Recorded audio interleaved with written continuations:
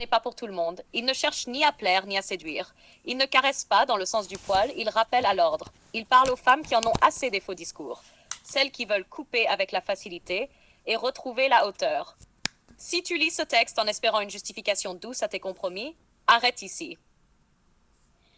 Mais si tu es prête à te regarder en face, alors ce texte sera peut-être le plus puissant que tu aies jamais rencontré. Clivant? Oui. Et c'est volontaire. Nous vivons une époque qui veut tout égaliser, tout diluer, tout excuser. Ce texte fait l'inverse. Il sépare. Il distingue la femme qui vit par automatisme de celle qui vit par vision. Il parle à celles qui ont compris que le monde ne changera pas par la complainte, mais par la transformation intérieure. La noblesse du sang ne vient pas du passé. Elle se décide dans le présent. Et elle se reconnaît à ce qu'on refuse de transmettre. Tu veux qu'on le place en selon ta vision. Ce n'est pas celui qu'on hérite, c'est celui qu'on forgera pour les générations à venir. C'est une posture, une rigueur, un style. C'est refuser d'engendrer dans la faiblesse. C'est ne pas transmettre si la matrice n'est pas digne. Un homme au sang noble choisit où il s'aime. C'est que son nom doit grandir entre des mains solides. Ne confond pas désir et destinée. Cherche une femme capable de porter non pas son poids, mais son feu. Et une femme de sang noble ne court pas après les hommes. Elle inspire les architectes. Elle élève, elle filtre, elle respecte l'origine. Et surtout, elle ne se vend pas au plus visible, mais elle s'ouvre à l'invisible, qui appelle. Capsule possible. Le sang noble ne se reconnaît pas à la couleur de peau, au statut, ni au réseau. Il se reconnaît à l'exigence qu'on a de soi, à la manière dont on parle quand personne ne nous regarde, au silence qu'on impose sans bruit, et surtout à ce qu'on refuse de transmettre à la mauvaise lignée. J'écris cet article, Face à soi, le sang noble. J'écris cet article pour briser la paix des apparences, pour casser le confort des faux récits, parce que trop de femmes marchent le dos droit, mais l'âme pliée, parce qu'elles se maquillent le cœur pour qu'on ne voit pas où elles saignent, parce qu'on leur a appris à plaire, mais jamais à choisir, à séduire, mais pas à filtrer, à porter des enfants, mais pas à transmettre une lignée. J'écris cet article parce que la noblesse n'est pas une question de nom, c'est une posture intérieure. J'écris pour toutes celles qui ont dit je vais bien en silence pendant qu'elles se vidaient, ont donné leur corps comme monnaie d'échange pour de l'attention, ont confondu compagnons et conquérants, ont élevé seuls ce que d'autres ont abandonné. Mais surtout, j'écris pour la femme qui se lève, celle qui ne veut plus séduire dans la peur, mais rayonner dans la vérité, celle qui est prête à être incomprise, jugée, mise à l'écart, plutôt que de trahir sa colonne. J'écris parce qu'un jour, le monde basculera. Non à cause de ceux qui parlent fort, mais grâce à celles qui refusent de transmettre dans la faiblesse. Et si toi, tu ressens que tu fais partie de cette 0,1% qui ne veut plus jouer, alors cet article est ton miroir. Pas pour te flatter, pour te révéler. Tu veux que je te montre ma femme qu'on invoque. Il y a celles qui remplissent des lits et celles qui ouvrent des lignées. Une femme de sang noble, ce n'est pas une femme parfaite. C'est une femme fondée. Elle a saigné, elle a plié, elle s'est redressée, elle a connu la poussière et la gloire sans se prostituer pour l'une ni l'autre. Elle ne se vend pas, elle choisit. Elle ne cherche pas l'homme le plus vu. Elle reconnaît celui qui porte le feu qu'elle peut élever. Elle inspire les architectes, pas les conquérants, pas les voyeurs, pas les passagers. Elle est maison, pas escale. Elle est matrice, pas vitrine. Elle est filtre, pas vitrine. Elle porte en elle un sceau invisible. Elle ne crie pas pour exister. Elle ne séduit pas pour se sentir vivante. Elle ne s'offre pas pour fuir sa solitude. Elle s'épure. Elle se canalise. Elle s'ouvre au mérite. Une femme de sang noble garde son ventre pour un homme dont la graine mérite sa lumière. Garde son nom loin des foules. Garde ses mots pour ceux qui comprennent le silence. Elle joue pas. Elle ne quémande pas. Elle ne mendie pas l'amour. Elle le fait grandir. Et quand elle donne naissance, elle ne transmet pas la peur. Elle transmet une posture. Elle élève des enfants qui savent déjà qu'ils viennent d'un feu rare.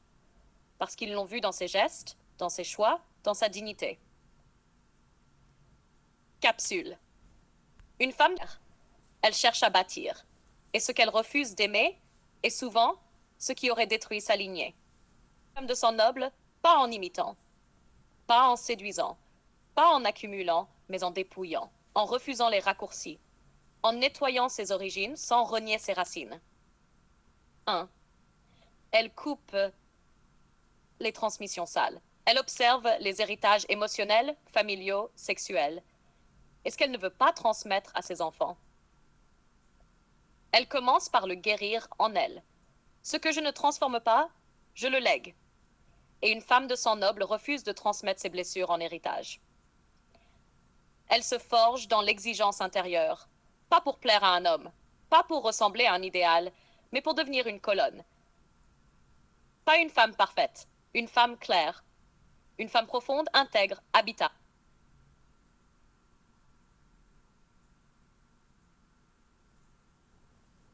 Elle maîtrise son énergie, elle sait qu'elle peut séduire, elle sait qu'elle peut faire tourner les têtes, mais elle choisit de faire tourner les âmes.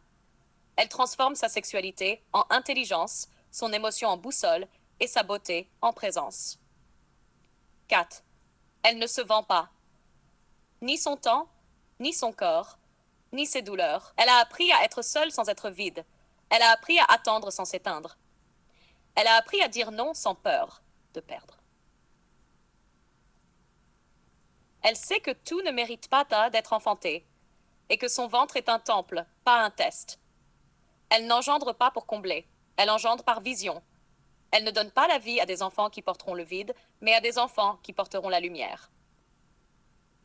En résumé, devenir une femme de sang noble, c'est faire le deuil de la facilité, embrasser la lenteur de la construction et faire la paix avec sa solitude, jusqu'à ce qu'elle devienne une maison pour les autres.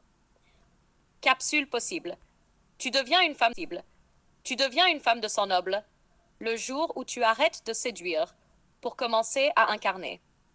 Le jour où tu refuses d'être belle pour tous, pour devenir féconde pour l'essentiel. Tu veux belle. Le moment où tout bascule. Un jour, elle se regarde et ne se reconnaît plus. Trop de silence avalé, trop de faux amour, trop de compromis. Alors une voix monte, pas extérieure, intérieure. Je vaux plus que ce que je vis.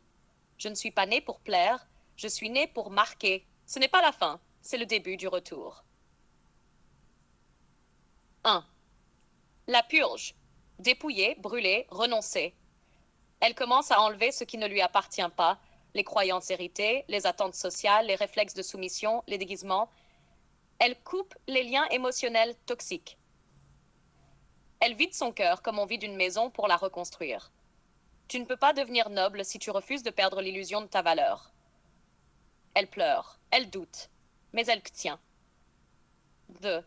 La solitude sacrée, l'épreuve du désert.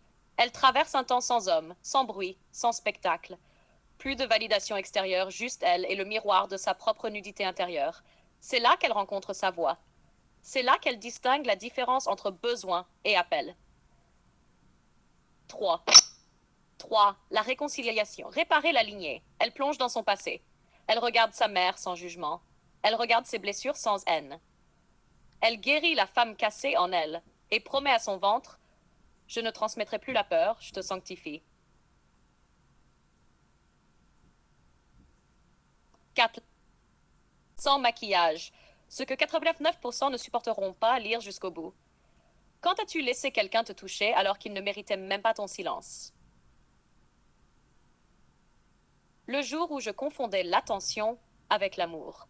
Le jour où j'ai accepté l'affection comme aumône, au lieu de l'exiger comme alliance. Ce jour-là, j'étais vide, et j'ai payé cher ce que je croyais gratuit. Pourquoi tu appelles amour ce qui en réalité n'était qu'un abandon de toi-même? Parce que j'étais éduquée à croire que souffrir, c'est aimer. Parce que j'avais peur que personne ne m'aime si j'osais poser des limites.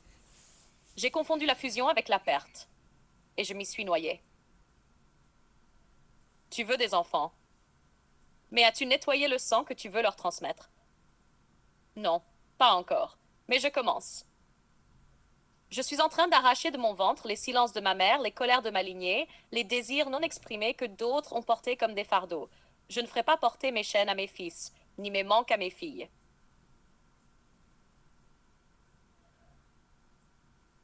Tu veux un roi, mais seras-tu capable de t'incliner sans t'effacer? Oui, parce que je sais maintenant que l'inclinaison n'est pas soumission. C'est le respect du feu de l'autre, sans éteindre le mien. Je peux m'incliner devant un roi, mais jamais devant un homme qui me fait oublier qui je suis. Peux-tu marcher seul sans supplier Dieu d'envoyer quelqu'un? Oui. Et c'est justement dans cette solitude que j'ai trouvé Dieu. Pas comme un distributeur d'hommes, mais comme un témoin silencieux de ma transformation. Si on te retirait ton maquillage, ton réseau, ta sexualité, qu'est-ce qui reste de toi? Mon feu, ma posture, mon nom intérieur, ce que je suis quand je n'ai plus rien à offrir, c'est là que j'ai vu que j'étais encore entière. Tu veux un homme solide, mais es-tu capable de tenir quand il te confronte? Aujourd'hui? Oui, parce que je ne cherche plus un homme pour m'adorer, mais pour m'aiguiser. Je veux un homme qui me pousse à devenir plus femme, pas à devenir petite fille. Pourquoi ton ventre a-t-il été ouvert à ceux qui n'auraient même pas pu porter ton âme? Parce que j'ai cru que donner, c'était aimer. Et qu'en donnant, j'allais devenir précieuse. Mais la vérité, c'est que ce qu'on donne à la mauvaise personne se retourne contre nous. Depuis, je ferme les portes non par peur, mais par conscience. Question 9. Es-tu prête à être seule toute une vie plutôt que de régner avec le mauvais homme? Oui, parce qu'un royaume sans colonne s'effondre. Et je préfère être une femme sans trône qu'une reine dans une prison dorée. Qu'as-tu décidé de ne jamais transmettre à tes enfants? La peur d'être seule, la honte d'être exigeante, le silence face à l'inacceptable, et cette idée maléfique qu'il faut plaire pour mériter l'amour. Je leur transmettrai la colonne, pas le compromis. Tu veux maintenant le face-à-face masculin, Gigi? Même intensité, même feu. Mais cette fois, l'homme face à ses propres lâchetés. En 7 étapes, comme un rituel sacré vers la grandeur intérieure. 0. L'appel. Le moment où tout bascule. Un jour, elle se regarde et ne se reconnaît plus. Trop de silence avalé, trop de faux amours, trop de compromis. Alors une voix monte, pas extérieure, intérieure. Je vaux plus que ce que je vis. Je ne suis pas née pour plaire. Je suis née pour marquer. Ce n'est pas la fin. C'est le début du retour. 1. La purge. Dépouiller, brûler, renoncer. Elle commence à enlever ce qui ne lui appartient pas. Les croyances héritées, les attentes sociales, les réflexes de soumission, les déguisements. Elle coupe les liens émotionnels toxiques. Elle vide son cœur comme on vide une maison pour la reconstruire. Tu ne peux pas devenir noble si tu refuses de perdre l'illusion de ta valeur. Elle pleure, elle doute, mais elle tient. 2. La solitude sacrée, l'épreuve du désert. Elle traverse un temps sans homme, sans bruit, sans spectacle. Plus de validation extérieure. Juste elle et le miroir de sa propre nudité intérieure. C'est là qu'elle rencontre sa voix. C'est là qu'elle distingue la différence entre besoin et appel. La réconciliation. Réparer la lignée. Elle plonge dans son passé. Elle regarde sa mère sans jugement. Elle regarde ses blessures sans haine. Elle guérit la femme cassée en elle. Et promet à son ventre, je ne transmettrai plus la peur. Je te sanctifie. Retrouver sa colonne. Elle retrouve son oui, elle redéfinit son non, elle choisit ce qu'elle sert, son corps devient temple, son regard devient filtre. Ses mots deviennent offrandes. Elle devient intenable pour les hommes faibles et inspirante pour les hommes bâtisseurs. 5. La sélection sacrée. Choisir où elle s'aime. Elle ne cherche plus un homme pour combler son vide. Elle reconnaît l'homme capable de porter son feu, pas juste de réchauffer sa peau. Elle voit la lignée derrière lui. Et si elle l'accepte, ce n'est pas pour être choisie, c'est parce que ensemble ils élèveront le monde. 6. La transmission enfantée en conscience. Elle donne la vie quand elle est prête à guider, pas quand elle veut remplir. Elle éduque par l'exemple. Elle corrige sans briser. Elle aime sans s'oublier. Et surtout, elle protège le feu qu'elle a allumé pour que ses filles se lèvent droites et que ses fils reconnaissent les vraies reines. 7. Le rayonnement. L'arche vivante.